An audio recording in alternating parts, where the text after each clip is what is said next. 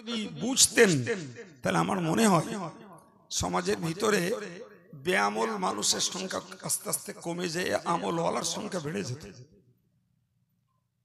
নাকি আমার ধারণা ভুল মনে হচ্ছে?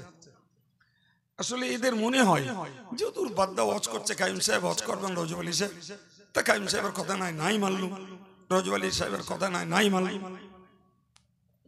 কিন্তু এদের এই আভ্যন্তরীণটা বুঝবার ঘাটতি যে কাইম সাহেব, রজব আলী সাহেব একটা মুখপত্র, এদের এই মুখটা হলো একটা প্রচার মাধ্যম মাত্র, কিন্তু মূল কথাটা তো হয় আল্লাহর, না হলে রসুলের। আর মূলটা আল্লাহর ব্যক্ত করেছেন, হয় আল্লাহ না হয় রসুল। এই বিশ্বাসের মনটা আমাদের তৈরি করা লাগবে। মাশাআল্লাহ, যাদের এই বিশ্বাসের মনটা তৈরি হয়েছে তারা তো আমল করছেন। জি, যদি এই বিশ্বাসের মন তৈরি করতে না পারি তাহলে কতটা কঠিন বিপদে পড়বে এই উম্মত, এরা ভাবে না। আমি আপনাদেরকে একটা হাদিসের তত্ত্ব শোনাই। বুখারী শরীফে উল্লিখিত রয়েছে, রাসূল করিম সাল্লাল্লাহু আলাইহি ওয়াসাল্লাম কোন একদিন তার প্রিয় সাহাবী হযরত আব্দুল্লাহ ইবনে মাসউদ রাদিয়াল্লাহু আনহু কে বললেন, আব্দুল্লাহ তুমি একটু কোরআন শরীফ পড়ো তো, আমি শুনবো। কি শুনবেন? হযরত আব্দুল্লাহ ইবনে মাসউদ নিজেই যেন একটু লজ্জিত, বললেন, ইয়া রাসূলুল্লাহ, কোরআন নাজিল হয়েছে আপনার কাছে, আর সেই কোরআন আমি পড়ে আপনাকে শোনাবো, কি ব্যাপারটা একটু কেমন লাগে বই, ঠিক কিনা? হযরত আব্দুল্লাহ ইবনে মাসউদের কথা শুনে রাসূলুল্লাহ বললেন, আব্দুল্লাহ, তোমার জবানের তেলাওয়াতে কোরআন আমার শুনতে খুব ভালো লাগে। তো যখন রাসূলুল্লাহ এই দাবি করলেন, হযরত আব্দুল্লাহ ইবনে মাসউদ কোরআন শরীফের সূরা নিসা পড়তে শুরু করলেন। শুরু করে 5-6 রুকু পড়তে, 6 রুকু পড়ছেন তিনি। তখন ঠিক ওই সময়ে হযরত আব্দুল্লাহ ইবনে মাসউদ রাসূলের দিকে তাকিয়ে দেখেন রাসূলের দু চোখ বেয়ে ঝরঝর করে পানি ঝরছে।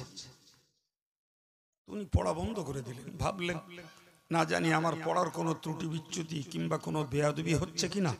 উনি পড়া বন্ধ করে দিলেন, দিয়ে রাসূলকে জিজ্ঞাসা করলেন, ইয়া রাসূলুল্লাহ, আপনার কান্নার কারণ কি? আপনি কান্না করছেন কেন?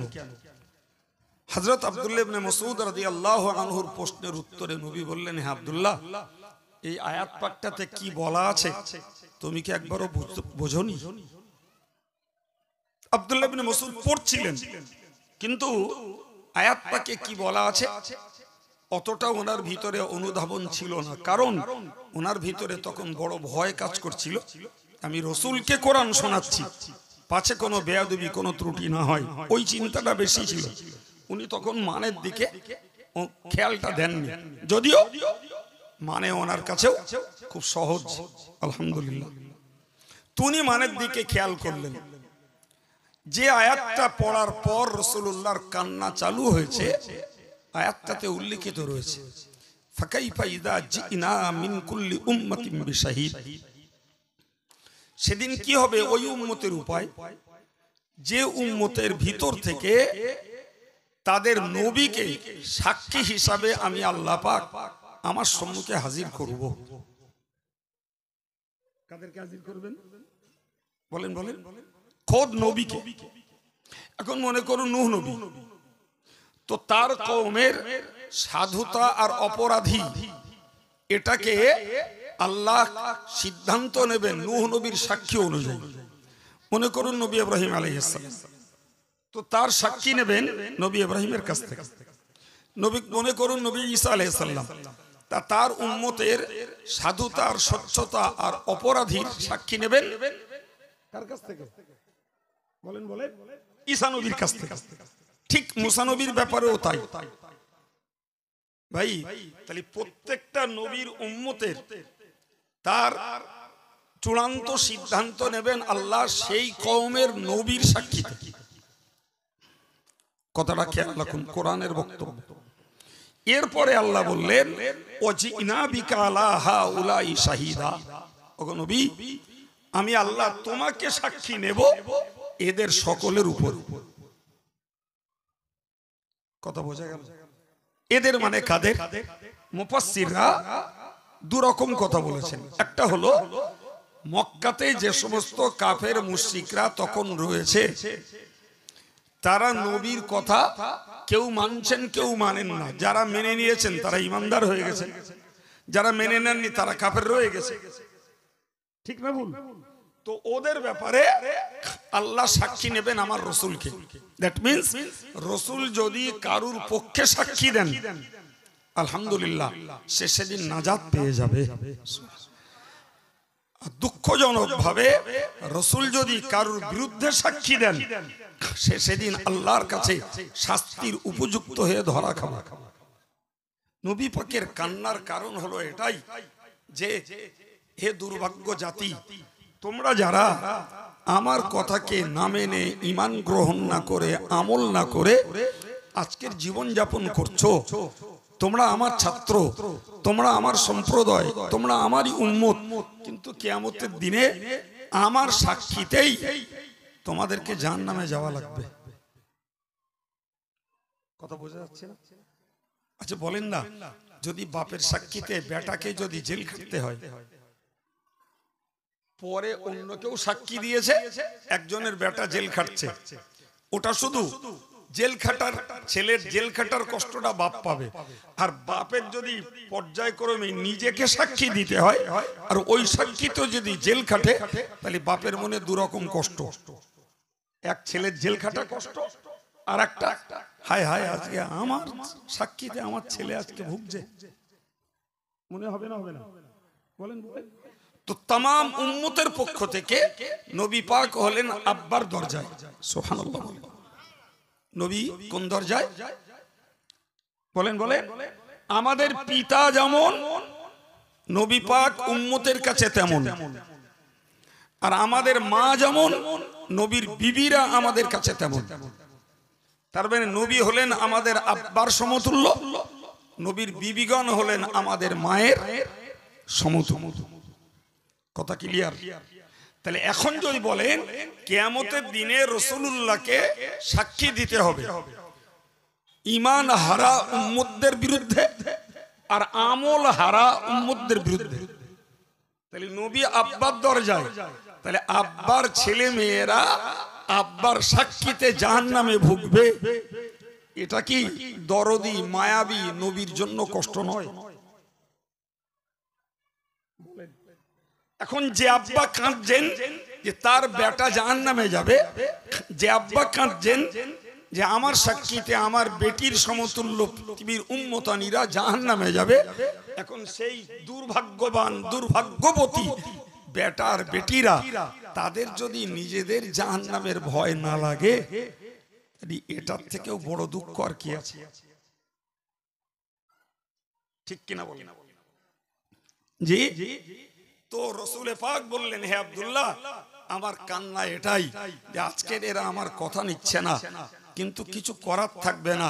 আল্লাহ যখন আমাকে সাক্ষী দিতে বলবেন, আমি এদের প্রকৃত চরিত্রের সাক্ষী আল্লাহর কাছে দিতে বাধ্য হব। তখন এরা আমার সাক্ষীতে আল্লাহর কাছে অপরাধী বলে গণ্য হবে আর জাহান্নাম ভুগবে এরা। সম্মানিত ভাইরা আমার, মনে রাখুন, একদিকে ভুগবে যারা ঈমান হারা, আর একদিকে ভুগবে যারা আমল হারা। আমরা যে জায়গাটায় বসে কথা বলছি, যে জায়গাটায় বসে আলোচনা করছি আর শুনছি, এই জায়গাটায় তো ঈমান হারাদের কথা হচ্ছে না, এখান হচ্ছে তো ঈমান ওয়ালা আমল হারাদের কথা। ঠিক কিনা? যারা বলছেন আমরা আল্লাহকে বিশ্বাস করি, যারা বলছেন মুহাম্মদ সাল্লাল্লাহু আলাইহি ওয়াসাল্লাম আমাদের রাসূল, জি ভাই, এটা তো ঈমান ওয়ালার ভাষা। অথচ আমলকে চর্চা করলে দেখা যায় তাদের ঈমানের জায়গাটা হয়তো ঠিক রয়েছে, কিন্তু আমলের সঙ্গে ঈমানের সঙ্গে আমলের মিল নেই। যদি থাকতো তাহলে কলেমার ভাই বেনামাজি হতো না, কলেমার ভাইরা শরিয়ত বিরোধী কাজ করতো না। যদি থাকতো তাহলে কলেমার মায়েরা বোনেরা ইসলামী সভার নাম করে তারা নিজেদেরকে স্বাধীন ভেবে ঘুরতো না। কথা বলেন। কিন্তু এই জিনিসটা তো ভাবতে হবে যে আমার বিরুদ্ধে সাক্ষী দেবেন তো স্বয়ং আমার নবী।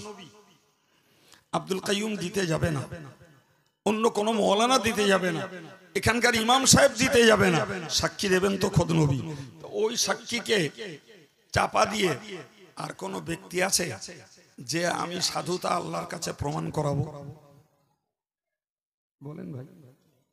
জি সম্মানিত ভাইরা আমার, প্রসঙ্গত আমি আপনাকে আরো একটা কথা বোঝাই, মনে রেখে দিন কোরআন শরীফে মহান আল্লাহ পাক জানিয়েছেন ওয়া ইন্না আলাইকুম লাহাফিজিন কিরামান কাতিবিন ইয়ালামুনা মা তাফআলুন। ওগো আল্লাহর বান্দা বান্দি, তোমাদের কাছে রয়েছে তোমাদের আমলের সংরক্ষণকারী ফেরেশতা। আমার কাছেও আছে,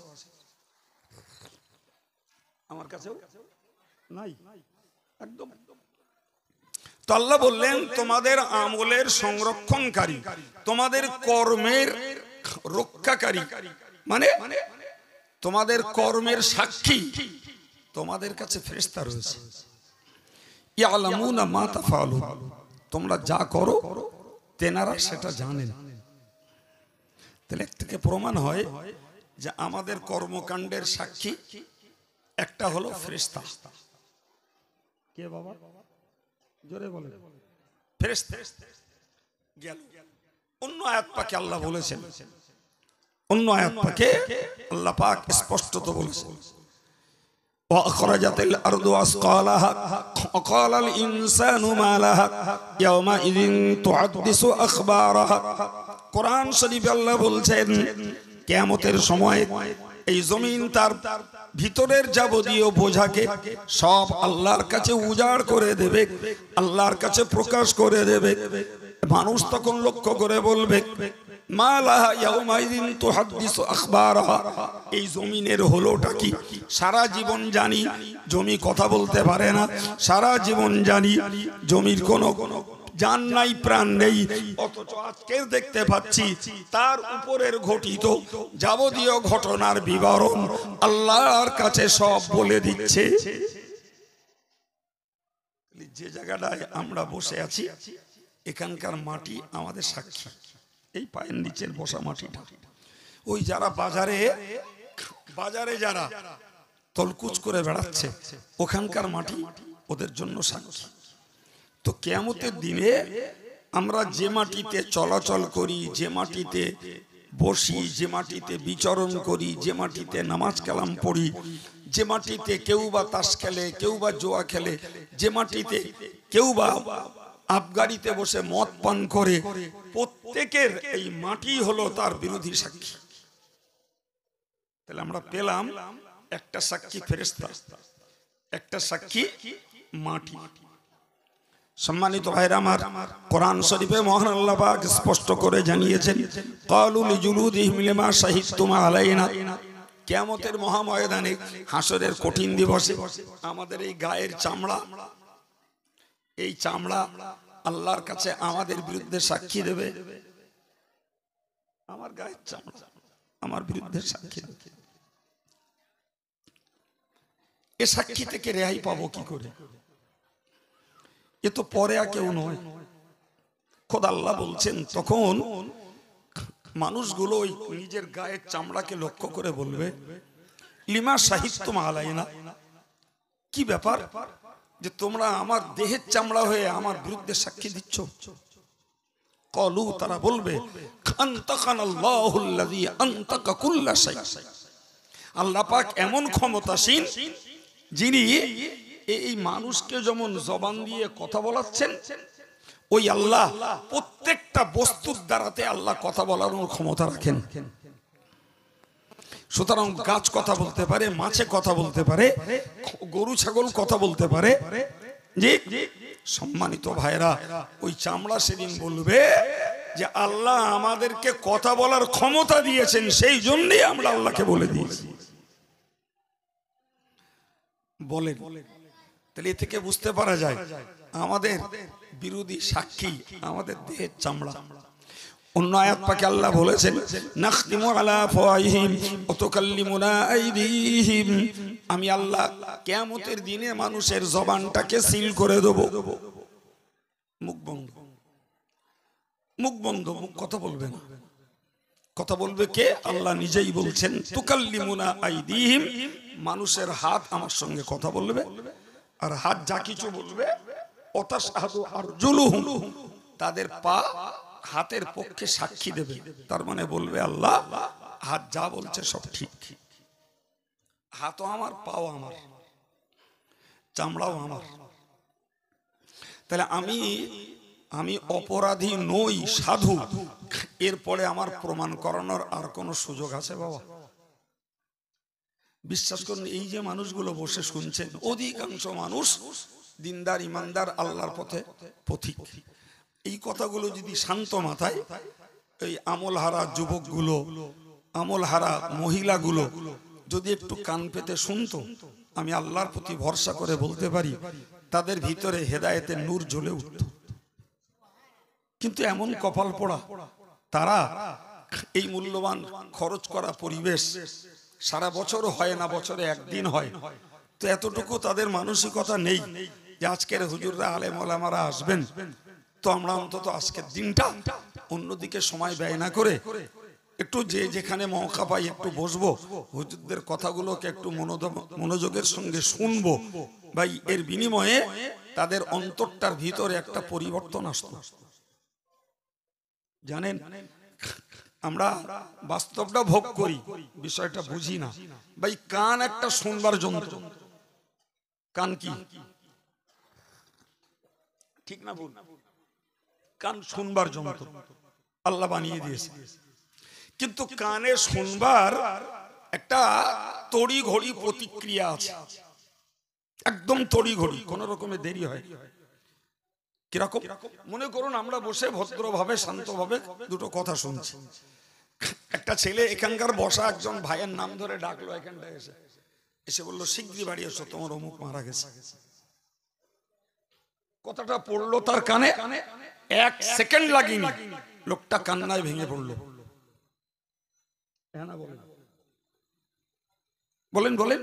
তাহলে এই যে কানে পড়লো কথাটা, মুহূর্তের ভিতরে ওই কথাটা কলবে পৌঁছে দিল, আর কলব এক মুহূর্তের ভিতরে তার প্রতিক্রিয়া শুরু, যার জেরে মানুষটা হাউমাউ করে কেঁদে ফেলবে। কানে শুনবার একটা প্রতিক্রিয়া আছে না নাই? একদম। আমি বলেছি বাস্তবটা আমরা ভোগ করি বলো, কিন্তু ব্যাপারটা খতিয়ে বুঝিনি। একটা ছেলে আসুক ছুটে এসে শুধু বলুক আপনারা এখানে ওয়াজ শুনছেন, ওদের বাড়ি প্রচন্ড আগুন লেগেছে, কানে পড়লো মাত্র। ভাই, আমার ক্ষমতা নেই এই মানুষগুলোকে আর আমি বসিয়ে রাখবো, পারবো রাখতে? প্রথম প্রথম দুই একজন করতে করতে পুরো মঠটাই খালি হয়ে যাবে। ওয়াজ পরে শুনবানো, আগে বিপদটা দেখি কিছু করা যায় কিনা, কিংবা দেখি একবার, কাউকে আর পাবো না আমি। কেন গো? এই তো সবে শুনলে রে বাবা, সবে তো কানে এলো। তাহলে বসো আধ ঘন্টা কি এক ঘন্টা পরে যে মরে গে জাগে যে একটু পরে যাও, কিন্তু না, সেটা কানে পড়েছে, সেকেন্ডের ভিতরে অন্তরে তার প্রতিক্রিয়া শুরু হয়ে গেছে। যে কারণে যার মানুষ মরে গেছে সে কান্নায় ভেঙে পড়ছে, আর আগুন লাগার কথা শুনেছে তো সবাই যাচ্ছে, কেউ দেখবে, কেউ হয়তো পানি দেবে, কেউ থামাবে, কেউ দুটো বুদ্ধি দেবে, আবার কেউ এমন ব্যক্তি আছেন কিচ্ছু না পারি ফায়ার ব্রিগেডের ফোন করে দেই, অন্তত ফায়ার ব্রিগেডটা আসুক। আমি কি বোঝাতে চাইছি বলুন দিন? শুনবার একটা মারাত্মক প্রতিক্রিয়া আছে না ভাই? দেবকের একটা অংশ মানুষ আমাকে বহুত ভালোবাসে, এই সবার ছেলেগুলো ভীষণ ভালোবাসে। আবার কেউ রয়েছে হয়তো আমার চাল চলন, কাজ কাম, ভাষা, আমার কথাবার্তা কি আমাদের সংগঠন পছন্দ হয় না, সে আমার বিরুদ্ধে সমালোচনাও করে। থাকতে পারে নাকি? হ্যাঁ, থাকতে পারে। ভাই, আমি ওই মানুষগুলোর কথা বাদ দিলাম, যারাই আমার ভালোবাসে আমি ধরে নিলাম তারা এখন আমার সম্মুখে শ্রোতা, কি আরো বাড়বে। ভাই, আমি আমার আলোচনার ভিতরে একটা যদি অবান্তর কথা বলি, বিশ্বাস করুন যতই আমাকে ভালোবাসুক, আমার ওই অবান্তর কথাটা ক্ষমার নজরে দেখার তুলনায় সমালোচনার লোক বেশি হয়ে যাবে। কথা বলে হয়তো দেখা যাবে আমার ওয়াজটাও শোনার মতন তাদের আর মানসিকতা থাকবে না, চল বাড়ি চল, এলাকার রস কি শুনবে, যার ভাষা এত খারাপ, বলবে না বলবে না। তাহলে এক মুহূর্তে কানে কথাটা পড়লো, সঙ্গে সঙ্গে অ্যাকশন শুরু। সম্মানিত ভাইরা আমার, খেয়াল করুন, আমি কথাটা এমনি বলি নাই। আজকের যে ছেলেগুলো, যে মেয়েগুলি সমাজের সাবালেক সাবালিগা, অথচ ধর্মের প্রতি তাদের মায়া নাই, ধর্মের প্রতি তাদের কোনো দায়বদ্ধতা নাই, ধর্মীয় নেক আমলের প্রতি তাদের কোনো আগ্রহ নাই। বিশ্বাস করুন, ওই ছেলে আর ওই মেয়েগুলো যদি, আমি খুব দায়িত্ব নিয়ে বলছি, তারা যদি এই কথাগুলো ভদ্রতার সঙ্গে, বিনয়ের সঙ্গে, নম্রতার সঙ্গে কথাগুলো যদি শুনতো, তাদের হৃদয়ে একটা অ্যাকশন, একটা প্রতিক্রিয়া শুরু হতো। কিন্তু কপাল পোড়া, তারা পয়সা দেবে, এ ব্যাপারে আনন্দ করবে, তারা কুটুম আসলে সবার দিনে তাদের জন্য বাজার করে খাওয়াবে, রান্না বাড়া সব করে দেবে। প্রিয় ভাইরা আমার, কিন্তু দুটো কথা শুনলে পরে আমার মনের একটা প্রতিক্রিয়া, আমার মনের একটা সুফল ফলতে পারে, এতটুকু চিন্তা চেতনা আজকের সব মুসলমান নারী পুরুষ যুবক যুবতীর মধ্যে নেই। কিভাবে হেদায়েত হবে বাপ? কি করে হেদায়েত হবে? জি, সত্যি কথা স্বীকার করলে বলতে হবে, রাগ করবেন না। আপনাদের কি বলছি, সত্যি কথা স্বীকার করলে বলবেন। সেটা হলো, ভাই, আমরা এই যে মানুষগুলো ধর্মীয় ছবি নিয়ে বসে আছি, আমার মনের ক্যালকুলেশন বলছি, ভাই, আমরা আমাদের জীবনে যতটুকু ধর্ম আচরণ করছি, হয় এটা আমলওয়ালা মানুষকে দেখে, অথবা এই আলেম ওলামাদের অজনসিহত শুনে। অ্যাকচুয়াল কোরআন হাদিস পড়ে ধর্ম করার লোক সংখ্যা শতকরা 10 জন হবে কেন সন্দেহ? বলেন, ভুল বলেছি মনে হয়? শতকরা যদি 10 জন লোক কোরআন হাদিসকে পড়ে ধর্ম শেখে আর আমল করে, তো 90টা মানুষ আমল করে। এই মানুষের আলেম ওলামাদের কাছ থেকে ওয়াজ নসিহত শুনে শুনে মন তৈরি হয়। আজকে নামাজ পড়া ধরে, 2 বছর পরে দাড়ি রাখা ধরে, পরে টুপি পরে, এমনকি দেখতে পাওয়া যায় আম মানুষ, অথচ বাজার ঘাটে টুপি ছাড়া চলে না, জিকির করে, তসবিহ পড়ে, রোজা রাখে, দান ধান করে। এই যে মনগুলো তৈরি হয়েছে প্রচুর মানুষের, ভাই, এরা বলো সব কোরআন হাদিস পড়ে পড়ে বলো আল্লাহওয়ালা হয়নি, বলো কথা বলেন। তাহলে এই পরিবেশটার একটা বিরাট দাম আছে, এই পরিবেশটার একটা বিরাট দাম আছে, যে যোগ্য আলেমের কাছ থেকে কিছু জ্ঞান লাভ করব, এর একটা বিরাট মূল্য আছে। নবী পাক বলেছেন যে যদি কোনো ব্যক্তি এই কোরআন শরীফের একটা আয়াত শিক্ষা করে, কি শিক্ষা করে? একটা আয়াতের জ্ঞান যদি লাভ করে, তো 100 রাকাত নফল নামাজ পড়ার থেকেও একটা আয়াতের জ্ঞান লাভ করা আল্লাহর কাছে আরো শ্রেষ্ঠ, আরো প্রিয়। একটু জোরে বলে। মনে করুন একটা অল্প বোঝা বা অল্প জ্ঞানী মানুষ, তার নামাজের প্রতি খুব মহব্বত, তো তিনি নফল নামাজ পড়ছেন হকদম। আর একটা লোক একজন যোগ্য আলেমের কাছে বসে তিনি কোরআনের আয়াত পাকের জ্ঞান চর্চা করছেন।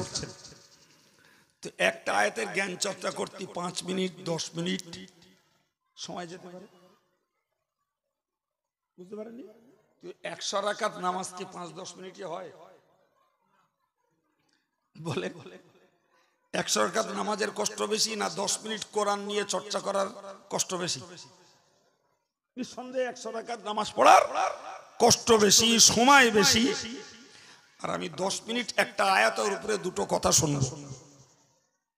রাসূলুল্লাহ বললেন যে অজ্ঞ মানুষদের জন্য ওই নফল নামাজ পড়ার তুলনায় কোরআন পাকের আয়াতের জ্ঞান জোগাড় করা আরো শ্রেষ্ঠ।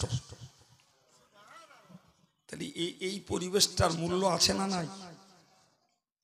এমনকি আল্লাহ পাকের নবী বলেছেন, লা আন তাকদু ওয়া তাতাল্লামা আয়াতাম মিন কিতাবিল্লাহি ইয়া খায়রুল লাকা মিন আন তুসাল্লি আলফ রাকা। হুজুর বলেছেন, যদি কোনো ব্যক্তি একটা আয়াতের জ্ঞান জোগাড় করে আমল করার নিয়তে, কিসের নিয়তে? আমল করার নিয়তে। আমার আল্লাহ পাকের নবী বলেছেন 1000 রাকাত নফল নামাজের থেকেও আমলের নিয়ত করে একটা আয়াতের জ্ঞান লাভ করার সওয়াব বেশি। কি বুঝবেন?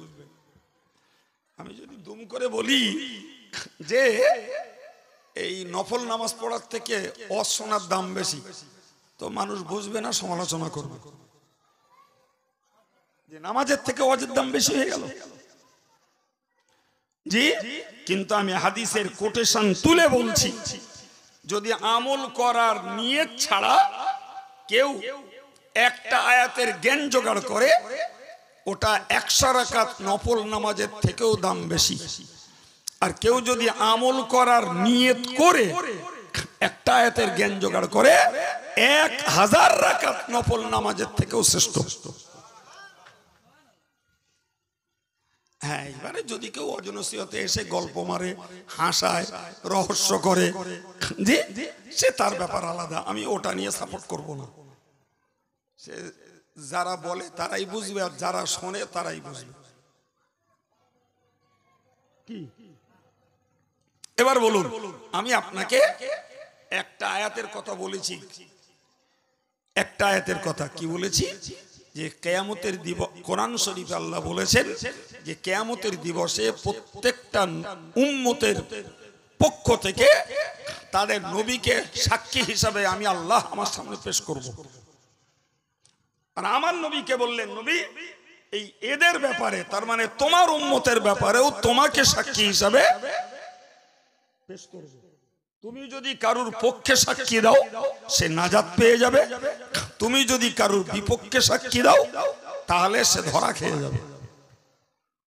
এবার বলেন, এই আয়াতটার জ্ঞান আমরা কি পেলাম? যে কোনো মূল্যে আমাকে রসুলের সাক্ষী জোগাড় করার যোগ্য হতে হবে। আমার এই বাক্যটা মুখস্থ করুন। কি বলেছি? যে কোনো মূল্যে আমাকে কি করতে হবে? নবীর সাক্ষী আমার পক্ষে আসে, এই গুণটা জোগাড় করে আমার মরার চেষ্টা করতে হবে। এই আয়াতের সার কথা এটাই।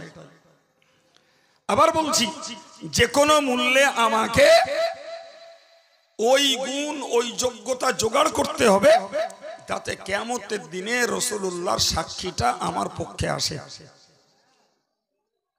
কারণ রাসূলের সাক্ষী আমার পক্ষে এলেই আমার কপাল খুলে যাবে। সুবহানাল্লাহ। জি, এখন আপনার মনে প্রশ্ন জাগতে পারে, হুজুর, যে নবীর সাক্ষী পক্ষে আনতে গেলে করণীয় কি? স্বাভাবিক একটা প্রশ্ন মনে জাগবে। ভাই, খুব সহজ সরল কথা হলো যে আমি যদি নবীর দলের লোক হই, নবীর সাক্ষী পাবো। আর আমি যদি নবীর দল থেকে বিচ্ছিন্ন হয়ে যাই, নবীর সাক্ষী আমার পক্ষে আসবে না। আসবে কি? সম্মানিত ভাইরা আমার, গভীরতার সঙ্গে কথাটাকে মনে রাখুন। সংক্ষিপ্ত কথায় আপনাদেরকে বোঝাতে চাই, ছোট্ট ছোট্ট দুটো হাদিস। একটি হাদিসে নবী বলেছেন, মান গসানা ফালাইসা মিন্না। হুজুর বলেছেন যে আমার কোন উম্মতকে ধোঁকা দেয়, সে আমার উম্মতের বাইরে। একটা লোক বাজারে গম বিক্রি করছে, আর রাসূলুল্লাহ গেছেন ওই মাল পরখ করতে। তো এই বস্তা সে বস্তার ভিতরে হাত দিতে দিতে ওই মানুষটার বস্তায় হাত দিয়েছে, দিলে রাসূলুল্লাহ হাতে ভিজে ঠেকেছে, ভিজে। তো নবী বললেন, মা হাযা শান ইয়া সাহিবাত তাআম। বললে, ব্যাপারটা কি? বললে, গমের মালিক, ব্যাপারটা কি? তোমার গমের ভিতরটা দেখছি ভিজে। তো তিনি জবাব দিলেন যে পানি লেগে ভিজে গেছে। নবী বললেন ভিজতেই পারে। তো তুমি ভিজে গমটা উপরে দিয়ে শুকনোটা তলায় দাওনি কেন? সাহাবী নীরব, সাহাবী নীরব। ঠিক ওই প্রসঙ্গে নবী বললেন, যে লোকটা আমার কোন উম্মতকে ধোঁকা দেয় সে আমার উম্মত নয়। এই হাদিস একটা থিওরি, যেটা হাদিস পাকে এসছে একদম গম বিক্রেতার ব্যাপারে। তো ওই থিওরিটাকে যদি আমরা এবার বাস্তব জীবনে কাজে লাগাই, তাহলে প্রচুর বিষয়ে ধোঁকাবাজি চলছে আর চালানোর লোকও আছে, আর কত মানুষ নিরীহ ধোঁকা খাচ্ছে। ঠিক না ভুল? তাহলে নবী পাকের ওই হাদিসের থিওরি অনুযায়ী বলা যায়, যে কোনো ভাবে যে কোনো বিষয়ে যারা ধোঁকা দিচ্ছে এরা নবী পাকের উম্মতের বহির্ভূত ব্যক্তি। এখন কিয়ামতের দিনে যে লোকটাকে রাসূল তার দোষে উম্মতের দল থেকে বাইরে বার করে দিয়েছে, কিয়ামতের দিনে ওই লোকটা নবীর সাক্ষী আর পাবে বলে মনে হয়? আমি বোঝাতে পারলাম কথাটা? হ্যাঁ ভাই, আর একটা খুব জানা চেনা কথা বলি।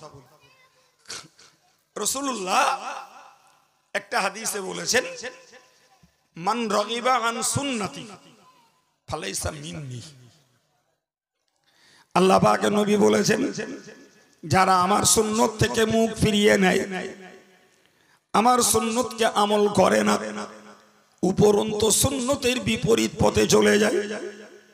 একটা মানুষ সুন্নতকে জানে এবং আমল করে পাঁচটা সুন্নতের উপরে, হয়তো ভাই দিবাই দুটো তার ছেড়ে যায়, দুটো তার হয়ে ওঠে না, এ মানুষটা সুন্নত থেকে মুখ ফিরিয়ে নেয়নি, বরং সুন্নতের উপরে আমল করছেন, কিন্তু সবটা হয়তো পেরে উঠিনি। এই লোকটা রাসূলের উম্মতের বাইরে নয়, কিন্তু টোটালে যে মানুষটা নবীর সুন্নত থেকে মুখ ফিরিয়ে নিয়েছে, রাসূল বললেন ওই লোকটা আমার উম্মতের দলভুক্ত নয়। কথা বোঝাতে পারলাম? সহি হাদিস। আবার বুঝুন, একটা মানুষ পাঁচটা সুন্নত 10টা সুন্নত পালন করে, বাকি দুটো মানুষটার দ্বারাতে পালন হয় না। হতে পারে না? পারে না? অবশ্যই। ও আপনি কেন, হয়তো কখনো আমারও কোন সুন্নত কোন কাজের দায়ে কোন অবস্থায় ছেড়ে যেতে পারে।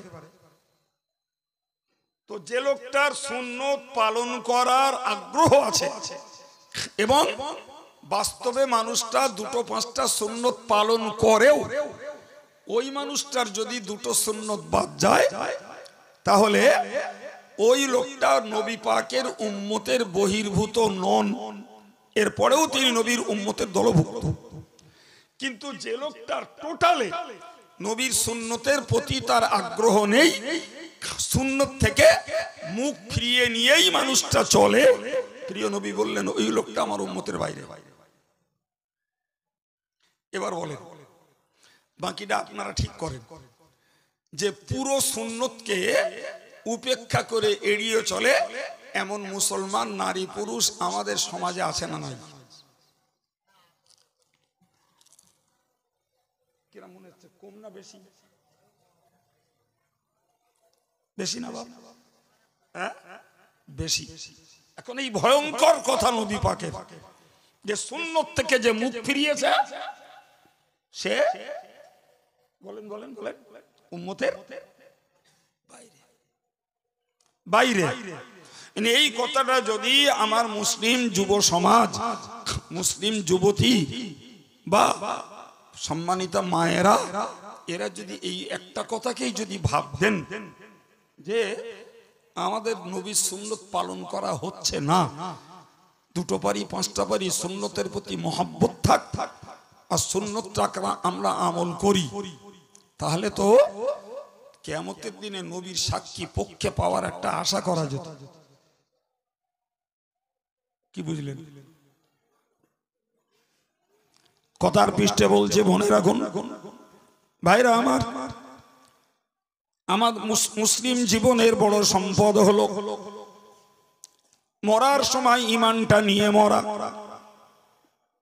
ওটা শ্রেষ্ঠ সম্পদ। ওটা যদি হারিয়ে যায় টোটাল জীবনের মেহনত ব্যর্থ। ঠিক না বল?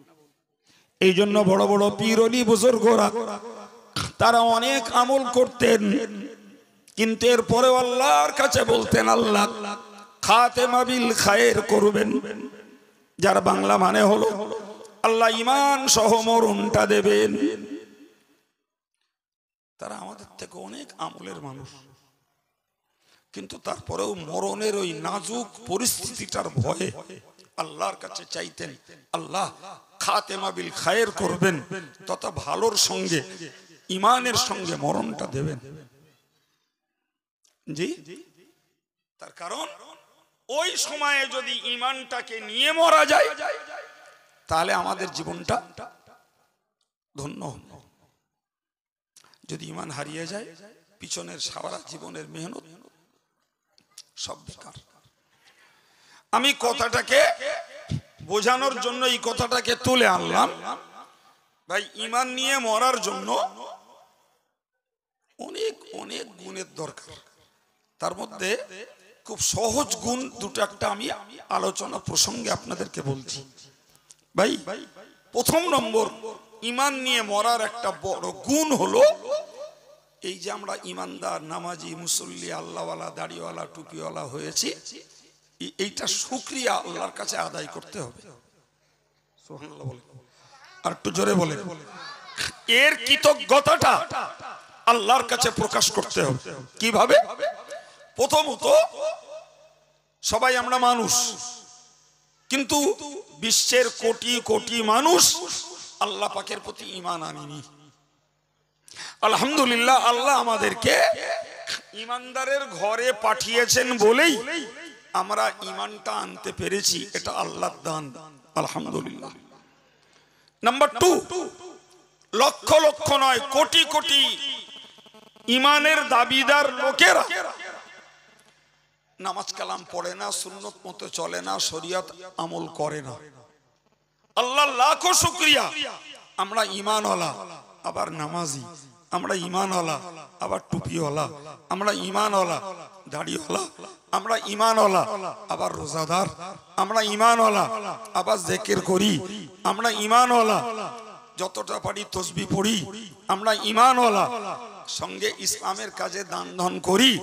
তাহলে এ থেকে কি প্রমাণ হলো যে কত ঈমানদারদের কপালে এই আমলগুলো জোটে না।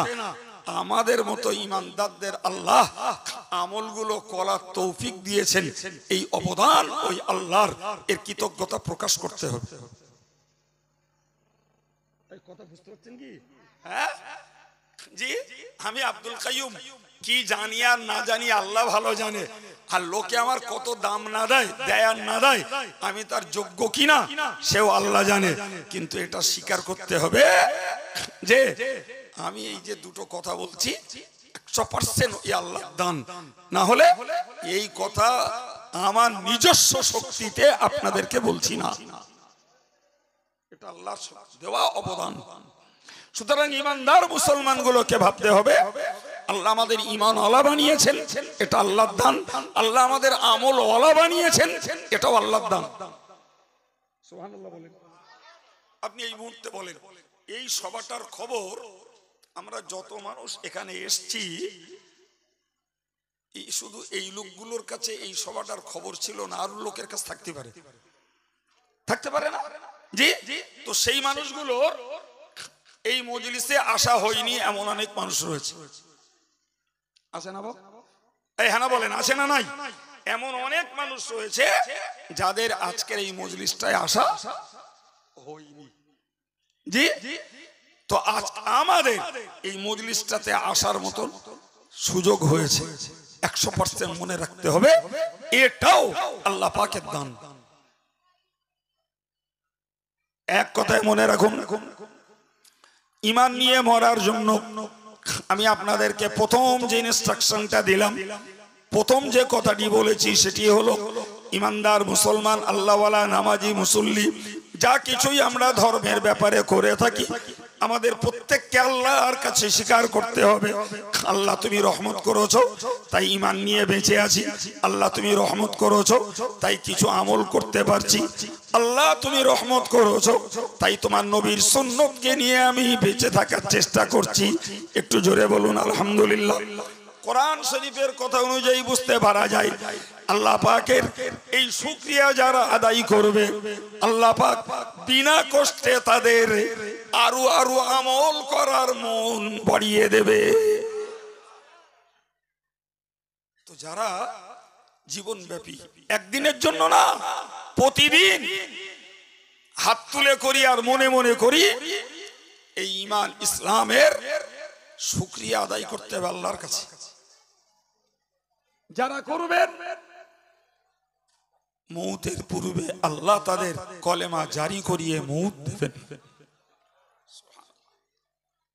সম্মানিত ভাইরা মনে রাখুন, এর পরের একটা জিনিস অনেকে জানেন অনেকে হয়তো জানেন না। কোরআন শরীফে আল্লাহ একটা আয়াত শিখিয়েছে, বিসমিল্লাহির রহমানির রহিম, রব্বানা লা তুযিগ কুলুবানা বা'দা ইয হাদাইতানা। শেখাচ্ছেন আল্লাহ, আমি না বলো। আল্লাহ বললেন রব্বানা লা তুযিগ কুলুবানা, ও বান্দা তোমরা বলো, ও গো বান্দি তোমরা বলো, লা তুযিগ, হে পরওয়ারদিগার আল্লাহ, লা তুযিগ কুলুবানা, তুমি আমাদের অন্তরটাকে আর বেঁকা পথে ভিন্ন পথে আল্লাহ আর চালিত করো না, আমাদেরকে ভিন্ন পথে আল্লাহ আর যেতে দিও না। লা তুযিগ কুলুবানা বা'দা ইয হাদাইতানা, আল্লাহ তুমি আমাদেরকে হেদায়েত দিয়েছো, তুমি আমাদেরকে ঈমান গ্রহণ করতে তৌফিক দিয়েছো, আল্লাহ তুমি আমাদেরকে তোমার প্রিয় ধর্ম ইসলামটাকে মেনে নেবার তৌফিক দিয়েছো, আল্লাহ আমাদেরকে তোমার অনুগত বান্দা মুসলমান বানিয়েছো, আল্লাহ তুমি আমাদেরকে তোমার হুকুম মতো যতটা পারি আমি চলার মতন তৌফিক তুমি দিয়েছো আল্লাহ। এরপরে তোমার কাছে মিনতি, আল্লাহ আমাদেরকে আর বেঁকা পথে তুমি ঠেলে দিও না। ভাই, যেমন কিছু মানুষ বেহেদায়েত থেকে হেদায়েতে ফেরে, এমনও কিছু মানুষ দেখা যায় হেদায়েত থেকে বেহেদায়েতে চলে যায়। জি, এই জন্য হাদিস শরীফে বলা হয়েছে তোমরা এই আয়াতটাকে আল্লাহর কাছে বেশি করে পেশ করো, রব্বানা লা তুযিগ কুলুবানা বা'দা ইয হাদাইতানা, ও আল্লাহ তুমি আমাদেরকে হেদায়েত দিয়েছো, ভালো পথ দিয়েছো, সঠিক পথ দিয়েছো, তোমার সন্তুষ্টির আল্লাহ তুমি আমাদেরকে আর যেন ভিন্ন পথে আল্লাহ আর আমাদেরকে ঠেলে দিও না, বরং ওয়াহাবলানা মিন লাদুনকা রাহমাত, ও আল্লাহ তোমার পক্ষ থেকে রহমত তুমি আমাদের প্রতি নাজিল করো। মুফাসসিররা বলেছেন দৈনিক জীবনে যারা এই দোয়া আল্লাহর কাছে করবে ওই মানুষগুলো ইসলাম থেকে বিচ্যুত যেমন হবে না, তারা তেমন শরীয়ত বিরোধী কাজেও জড়িয়ে পড়বে না। আল্লাহ পাক এই আয়াতের বদৌলতে দোয়ার বিনিময়ে তাদেরকে হেফাজত নসিব করবেন।